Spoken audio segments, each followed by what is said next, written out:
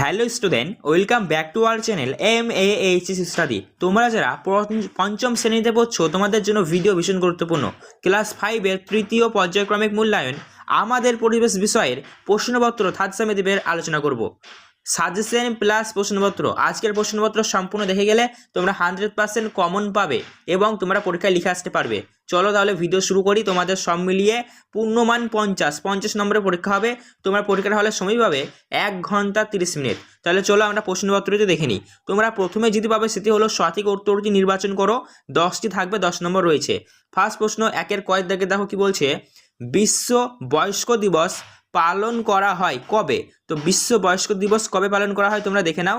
অপশনগুলো বলেছে 15ই June, 15ই July, 1 October আর 1 মে বা 1 মে। তো সঠিক অ্যান্সার হবে অপশন সি, 1 অক্টোবর হবে সঠিক অ্যান্সার। 1 অক্টোবরে বিশ্ব বয়স্ক দিবস পালন করা হয়। ক্ষয়ের দাগের প্রশ্ন দেখো কি বলছে।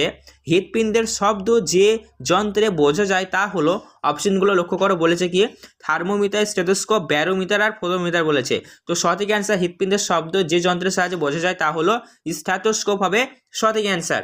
পরবর্তী প্রশ্নটি দেখে নাও কি বলেছে। গয়ের দাগের ঝলং জলবিদ্যুৎ কেন্দ্রটি যে নদীর ও জলস্রোতের শক্তিতে চলে তা হলো, তোমরা অপশনগুলো দেখে নাও কি বলেছে। মহানন্দা, জলঢাকা, গোদাবরী, জলঙ্গি নদী। তো সঠিক অ্যান্সার হবে জলঢাকা নদী। ঠিক আছে, দেখে নাও অ্যান্সারটি। তার পরবর্তী প্রশ্ন দেখো কি বলছে। কলকাতায় রিক্সা আসে, কলকাতায় কবে রিক্সা আসে? অপশনগুলো দেখে নাও। 1900 সালে, 1911 সালে, 1901 সালে, 1855 সালে। তো সঠিক অ্যান্সারটি হবে 1900 সালে কলকাতায় রিক্সা আসে। তার পরবর্তী প্রশ্ন দাও কি বলেছে। হাওড়া থেকে হুগলি পর্যন্ত ট্রেন চালু হয় কত সালে? 1852, 1853, 1854 না 1855 সালে। তো সঠিক অ্যান্সার হবে হাওড়া থেকে হুগলি পর্যন্ত ট্রেন চালু হয় 1854 সালে। পরবর্তী প্রশ্ন দাও কি বলেছে। পরিবেশ বান্ধব পরিবহন হলো, অপশনগুলো দেখো কি বলেছে। মোটর সাইকেল, সাইকেল, বাস, রেলগাড়ি। তো পরিবেশ বান্ধব পরিবহন হলো অপশন সাইকেল হবে সঠিক অ্যান্সার। ঠিক আছে, সাইকেল। তার পরবর্তী প্রশ্ন দেখো কি বলেছে। পথের পাঁচালী সিনেমাটি বানিয়েছেন, অপশনগুলো দেখো কি বলেছে। ঋত্বিক ঘটক, সত্যজিৎ রায়, বিভূতিভূষণ বন্দ্যোপাধ্যায়, তরুণ বন্দ্যোপাধ্যায়। তো সঠিক অ্যান্সারটি হবে পথের পাঁচালী লিখেছেন সত্যজিৎ রায়। পরবর্তী প্রশ্ন দেখো কি বলেছে। কাগজ প্রথম তৈরি হয়, কাগজ প্রথম তৈরি হয় কোনখানে? ভারত, চীনে না নেপালে না পাকিস্তানে? তো সঠিক অ্যান্সার হবে চীনে। চীনে কাগজ প্রথম তৈরি হয়। পরবর্তী প্রশ্নটি দেখো কি বলেছে। বৃহস্পতি গ্রহের ওপর একটি ধূমকেতু পড়েছিল কত সালে? 1992 সালে, 1993 সালে, 1994 সালে না 1995 সালে? তো সঠিক অ্যান্সার হবে বৃহস্পতি গ্রহের ওপর ধূমকেতু পড়েছিল 1994 সালে। পরবর্তী প্রশ্নটি দেখো কি বলেছে। সুমেকার নেভি নামের ধূমকেতু যে গ্রহের ওপর আছড়ে পড়েছিল তা হলো পৃথিবী, বুধ, বৃহস্পতি না শনি? তো সঠিক অ্যান্সার দেবে বৃহস্পতি। চলো পরবর্তী প্রশ্নগুলি দেখে নাও। দেখো এখানে তোমাদের 2-এর দাগের বলেছে নিচের প্রশ্নগুলির অল্প কথায় উত্তর দাও। 15টি রয়েছে, তাই 1 নম্বর করে 15 নম্বর রয়েছে। ফার্স্ট কোশ্চেন কি বলেছে দেখো। কয়লা ধোয়ায় কি গ্যাস উৎপন্ন হয়? তো কয়লায় ধোয়ায় কি গ্যাস উৎপন্ন হয় তোমরা অ্যান্সারটি দেখে নাও। লিখবে কয়লার ধোঁয়ায় কার্বন ডাই অক্সাইড গ্যাস উৎপন্ন হয়। পরবর্তী 2 নম্বর প্রশ্নটি দেখো কি বলেছে। বলছে রেল ইঞ্জিন তৈরির কারখানা কোথায় আছে? তো এই অ্যান্সারটি হবে চিত্তরঞ্জনে রেল ইঞ্জিন তৈরির কারখানা আছে। পরবর্তী প্রশ্নটি দেখো 3 নম্বর প্রশ্ন কি বলেছে। একটি অপ্রচলিত শক্তির উৎসের নাম লেখো। তো একটি অপ্রচলিত শক্তির উৎসের নাম হলো জোয়ার ভাটার শক্তি। ঠিক আছে, লিখতে পারো তোমরা। তার পরবর্তী 4 নম্বর প্রশ্নটি দেখো কি বলেছে। গৌণ জোয়ারের কত সময় পর মুখ্য জোয়ার হয়? তো এই অ্যান্সারটি তোমরা দেখে নাও। গৌণ জোয়ারের 12 ঘন্টা 26 মিনিট পর মুখ্য জোয়ার হয়। পরবর্তী প্রশ্ন দেখো কি বলেছে। পথের পাঁচালীর উপন্যাসটি রচয়িতাকে? তো পথের পাঁচালী উপন্যাসটির রচয়িতা হলেন বিভূতিভূষণ বন্দ্যোপাধ্যায়। খুব গুরুত্বপূর্ণ প্রশ্ন। পথের পাঁচালী উপন্যাসটির রচয়িতাকে? পথের পাঁচালী উপন্যাসটির রচয়িতা হলেন বিভূতিভূষণ বন্দ্যোপাধ্যায়। পরবর্তী 6 নম্বর প্রশ্ন দেখো কি বলেছে। চাঁদের পৃথিবীকে একবার কত সময় চাঁদকে পৃথিবীকে একবার ঘুরতে কত সময় লাগে? চাঁদের পৃথিবীকে একবার ঘুরতে সময় লাগে, তোমরা লিখবে প্রায় সময় লাগে 29.5 দিন। চাঁদের পৃথিবীকে একবার ঘুরতে সময় লাগে প্রায় 29.5 দিন। পরবর্তী প্রশ্ন দেখো। পরবর্তী প্রশ্ন দেখো কি বলেছে। আমাদের দেশে কবে প্রথম যাত্রীবাহী ট্রেন চালু হয়? তো প্রশ্নের আনসারটা দেখে নাও তোমরা কি লিখবে। 1853 সালের 16ই এপ্রিল আমাদের দেশে প্রথম যাত্রীবাহী ট্রেন চালু হয়। পরবর্তী প্রশ্ন দেখো কি বলেছে। পরবর্তী প্রশ্ন হচ্ছে আমাদের আটের দাগের, পশ্চিমবঙ্গের প্রধান খনিজ সম্পদ কি? তো অ্যান্সার দেখে নাও তোমরা কি লিখবে। পশ্চিমবঙ্গের প্রধান খনিজ সম্পদ হলো কয়লা। পরবর্তী প্রশ্ন দেখো কি বলেছে, ধোঁয়াতে কোন বিষাক্ত গ্যাস থাকে?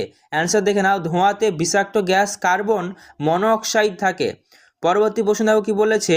পরবর্তী প্রশ্ন, পানসি কি? তো তোমরা লিখবে পানসি হলো এক প্রকারের ছোট ডিঙি বা নৌকা। তাহলে পানসি হলো এক প্রকারের ছোট ডিঙি বা নৌকা। পরবর্তী প্রশ্ন দেখো কি বলেছে। আমাদের বলেছে প্যাপিরাস কি? তো প্যাপিরাস কি তোমরা দেখে নাও, লিখবে প্যাপিরাস এক প্রকারের গাছের ছাল। প্যাপিরাস হলো এক প্রকারের গাছের ছাল। পরবর্তী 12 নম্বর প্রশ্নতে দেখো কি বলেছে, পৃথিবীর নিজস্ব ঘোরার পথকে কি বলে? পৃথিবীর নিজস্ব ঘোরার পথকে কি বলে? পৃথিবীর নিজস্ব ঘোরার পথকে বলে কক্ষপথ। তার পরবর্তী প্রশ্ন দেখে নাও কি বলেছে, কোন তিথির মরা কোতল বলা হয়? কোন তিথিতে মরা কোতল হয়? কোন তিথিতে মরা কোতল হয়? তো সপ্তমী এবং অষ্টমী তিথিতে মরা কোতল হয় লিখবে। তার পরবর্তী দেখো কি বলেছে, সুনামি কি? সুনামি কি দেখে নাও, সমুদ্রের নিচে ভূমিকম্পের ফলে যে জলোচ্ছ্বাস তৈরি হয় তাকে সুনামি বলে। তাহলে তোমাদের 14টা প্রশ্ন কমপ্লিট হলো। লাস্ট প্রশ্ন দেখো কি রয়েছে, বলছে পশ্চিমবঙ্গের কোথায় কয়লা খনি আছে? তো পশ্চিমবঙ্গের রানীগঞ্জ ও আসানসোলে কয়লা খনি আছে। তাহলে 1 নম্বরের 15টা প্রশ্ন কমপ্লিট হয়ে গেল। চলো এবার পরবর্তী দেখে নিই কি প্রশ্ন আছে। 3 দাগের বলেছে শূন্যস্থান পূরণ করো, 10 নম্বর রয়েছে, 1 নম্বর করে 10 নম্বর পাবা, 10টা করতে হবে। প্রথম প্রশ্ন দেখো কি বলেছে, কয়লার উপাদান হলো, কয়লার উপাদান দিয়েছে, কয়লার উপাদানটি হলো ড্যাশ। তো তোমরা দিবে ড্যাশের জায়গায় লিখবে কয়লার উপাদানটি হলো কার্বন। ঠিক আছে, কয়লার উপাদান হলো কার্বন। পরবর্তী 2 নম্বর প্রশ্ন দেখো কি বলেছে, ড্যাশ পুড়িয়ে তাপবিদ্যুৎ উৎপন্ন হয়। তো ড্যাশ পুড়িয়ে তাপবিদ্যুৎ উৎপন্ন হয়, কি পুড়িয়ে? কয়লা পুড়িয়ে তাপবিদ্যুৎ উৎপন্ন হয়, কয়লা লিখবে ড্যাশের জায়গায়। পরবর্তী প্রশ্ন দেখো 3 নম্বরটা কি বলেছে, মুখ্য জোয়ারের মূল কারণ ড্যাশ আকর্ষণ। তো ড্যাশের জায়গায় তোমরা লিখবে চন্দ্রের আকর্ষণ। মুখ্য জোয়ারের মূল কারণ হলো চন্দ্রের আকর্ষণ। পরবর্তী প্রশ্ন 4 দাগের কি বলেছে, 4 নম্বর দাগের কি বলেছে দেখো, কয়লা পেট্রোলিয়াম দুটোকেই বলে ড্যাশ। তো ড্যাশের জায়গায় তোমরা লিখবে জীবাশ্ম জ্বালানি। কয়লা পেট্রোলিয়াম দুটোকেই বলে জীবাশ্ম জ্বালানি। পরবর্তী শূন্যস্থান পূরণ দেখো 5 দাগের কি বলেছে, ড্যাশ আমাদের সব শক্তির উৎস। তো কে আমাদের সব শক্তির উৎস? তোমরা লিখবে সূর্য আমাদের সব শক্তির উৎস, সূর্য। তার পরবর্তী 6 নম্বরতে দেখো কি বলেছে, টেলিস্কোপ তৈরি করেছিলেন, কে তৈরি করেছিলেন টেলিস্কোপ? টেলিস্কোপ তৈরি করেছিলেন গ্যালিলিও। ঠিক আছে, পরবর্তী প্রশ্ন দেখো 7 নম্বরটা কি বলেছে, সূর্যের সবচেয়ে কাছের নক্ষত্রের নাম। তো সূর্যের সবচেয়ে কাছের নক্ষত্রের নাম কি? সূর্যের সবচেয়ে কাছের নক্ষত্রের নাম হলো প্রক্সিমা সেন্টাউরি। ঠিক আছে, প্রক্সিমা সেন্টাউরি লিখবে তোমরা, বানানটা ভালো করে দেখে নাও। তার পরবর্তী প্রশ্ন দেখো কি বলেছে, 8 দাগের প্রশ্ন বলছে চাঁদ আছে পৃথিবী থেকে প্রায় 1.5 লক্ষ কিলোমিটার দূরে। তো চাঁদ আছে পৃথিবী থেকে প্রায়, তোমরা লিখবে দেশের জায়গায় 4 লক্ষ কিলোমিটার দূরে। ঠিক আছে, 9 নম্বর প্রশ্নতে দেখো কি বলছে, ঘি, ঘি এর শিশির গায়ে থাকে ড্যাশ ছাপ। ঘি এর শিশির গায়ে থাকে ড্যাশ ছাপ। ঘি এর শিশির গায়ে কিসের ছাপ থাকে? তোমরা লিখবে ঘি এর শিশির গায়ে আগ, আগ, আগ ছাপ থাকে। ঠিক আছে, তার পরবর্তী প্রশ্ন দেখো কি বলেছে, লাস্ট প্রশ্ন 10 নম্বর বলছে প্রকৃতি ও মানুষ মিলে তৈরি করে ড্যাশ। তো প্রকৃতি ও মানুষ মিলে তৈরি করে ড্যাশের জায়গায় তোমরা লিখবে সম্পদ। ঠিক আছে, সম্পদ লিখবে। তাহলে আমাদের এবার তোমরা দেখে নাও বড় প্রশ্নে আমরা চলে আসছি। বড় প্রশ্নে আমাদের এখানে বড় প্রশ্নে কিন্তু 10 নম্বর রয়েছে, তোমাদের যে কোনো 5টি করতে হবে, তাই বলে দিয়েছে যে কোনো 5টি প্রশ্নের উত্তর দাও। তাই 5 গুণা 10 সমান 10 নম্বর এখানে তোমরা পেয়ে যাচ্ছ। প্রথম প্রশ্ন আমাদের কি বলছে দেখো, বলছে অ্যাসিড বৃষ্টি কি? তো অ্যাসিড বৃষ্টি কি, তোমরা অ্যান্সারটি ভালো করে দেখে নাও। বায়ুতে উপস্থিত CO2 এবং NO2 এবং SO2 ইত্যাদি বৃষ্টির জলের সঙ্গে দ্রাবীভূত হয়ে বৃষ্টির জলকে আম্লযুক্ত করে তোলে, একে অ্যাসিড বৃষ্টি বলে। আশা করি বুঝতে পেরেছো অ্যাসিড বৃষ্টি কাকে বলে, একটুকু লিখবে তোমরা, খুবই শর্টের মধ্যে রয়েছে, তাহলে প্রশ্নের আনসার তোমাদের কমপ্লিট। তার পরবর্তী প্রশ্ন 2 নম্বর দাগে দেখো কি বলছে, বলছে জীবাশ্ম জ্বালানি কি? তো জীবাশ্ম জ্বালানি কি তোমরা দেখে নাও, তোমরা লিখবে মৃত উদ্ভিদ ও প্রাণীর দেহ মৃত উদ্ভিদ ও প্রাণীর দেহে বহু বছর ধরে মাটির নিচে থেকে চাপা পড়ে উচ্চ তাপ ও চাপে কয়লা এবং প্রাকৃতিক গ্যাস এবং খনিজ তেলে পরিণত হয়, এইগুলিকে বলে জীবাশ্ম। এখান থেকে শুরু করে এফডি লিখবে, তাহলে পারে তোমাদের প্রশ্নের আনসারটি কমপ্লিট হয়ে যাবে। তার পরবর্তী প্রশ্নটা দেখো কি বলেছে, জলচক্র কাকে বলে। তো জলচক্র কাকে বলে তোমরা দেখে নাও, লিখবে জল বায়ুমণ্ডল থেকে পৃথিবী পৃষ্ঠ থেকে পুনরায় বায়ুমণ্ডলে আবির্ভূত হয়। জলের এই বিরামহীন চক্রাকার আবর্তনকে জলচক্র বলা হয়। এখান থেকে শুরু করে এফডি একটুকু লিখবে, তাহলে জলচক্র কাকে বলে এই প্রশ্নের আনসার কমপ্লিট।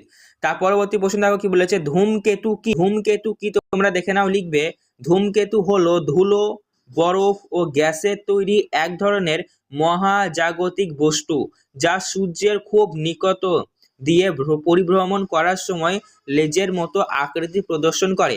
ধূমকেতুকে এখান থেকে শুরু করে এফডি লিখবে, তাহলে হয়ে যাবে। তার পরবর্তী 5 দাগের প্রশ্নতে দেখো কি বলছে, 4টি প্রাকৃতিক দুর্যোগের নাম লেখো। যে কোনো 4টি প্রাকৃতিক দুর্যোগের নাম লিখতে হবে। তো তোমরা লিখতেই পারো 4টি প্রাকৃতিক দুর্যোগের নাম হলো ভূমিকম্প, বন্যা, ঘূর্ণিঝড়, সুনামি ইত্যাদি লিখতেই পারো। তার পরবর্তী প্রশ্ন দেখো 6 নম্বর দাগের কি বলছে, শ্বাসমূল ও থেসমূল কি। তো শ্বাসমূল ও থেসমূল কি তোমরা লিখবে শ্বাসমূল। প্রথমে শ্বাসমূলটা দেখে নাও, লবণাক্ত মাটিতে শ্বাস কার্য চালানোর জন্য উদ্ভিদের শিকড় যখন মাটির উপরে উঠে আসে তখন তাকে শ্বাসমূল বলে। আর থেসমূল কাকে বলে দেখে নাও, থেসমূলটা বলছে নরম মাটিতে গাছকে খাড়া করে দাঁড়িয়ে থাকতে সাহায্য করে যে বিশেষ ধরনের শিকড়, তাকে থেসমূল বলে। তাহলে কমপ্লিট হয়ে গেল 2 নম্বর দাগের প্রশ্ন। এবার তোমাদের লাস্ট প্রশ্ন, যে কোনো একটি প্রশ্নের উত্তর দিতে হবে। দিয়েছে কি দেখো, বলছে কয়লা কিভাবে সৃষ্টি হয়, এই থেকে কি কি উপজাত দ্রব্য পাওয়া যায়। তো কয়লা কিভাবে সৃষ্টি হয়, এর থেকে কি কি উপজাত দ্রব্য পাওয়া যায়। অ্যান্সারটি ভালোভাবে কমপ্লিট করে দেওয়া হয়েছে, তোমরা দেখে নাও। তোমরা লিখবে এইভাবে, কোটি কোটি বছর আগে পৃথিবীতে উদ্ভিদ ও প্রাণীর দেহাবশেষ ভূমিকম্প বা অন্যান্য প্রাকৃতিক কারণে মাটির নিচে চাপা পড়ে ভূগর্ভস্থ তাপ ও চাপের সংস্পর্শে ধীরে ধীরে কয়লায় পরিণত হয়। কয়লায় কীভাবে সৃষ্টি আমরা জেনে নিলাম। এবার দেখে নাও উপজাত দ্রব্য পাওয়া যায়, কয়লা থেকে কী কী পাওয়া যায়। কয়লার উপজাত দ্রব্যগুলি হলো, তোমরা লিখবে গন্ধক, আলকাতরা, ন্যাপথলিন, জ্বালানি তেল, স্যাকারিন, ফেনল, বেনাজল, ন্যাফথা ইত্যাদি। তো এইগুলি সবই কয়লার উপজাত দ্রব্য। তো তোমাদের অবশ্যই বলবো ভিডিও ভালো লাগলে লাইক করবে এবং এরকমই গুরুত্বপূর্ণ প্রশ্নের অ্যান্সারগুলি সবার আগে পাওয়ার জন্য অতি অবশ্যই তোমরা আমাদের এই চ্যানেলটিকে সাবস্ক্রাইব করবে, পাশে থাকা বেল নোটিফিকেশনে কল করবে। ধন্যবাদ ভিডিওটি সম্পূর্ণ দেখার জন্য।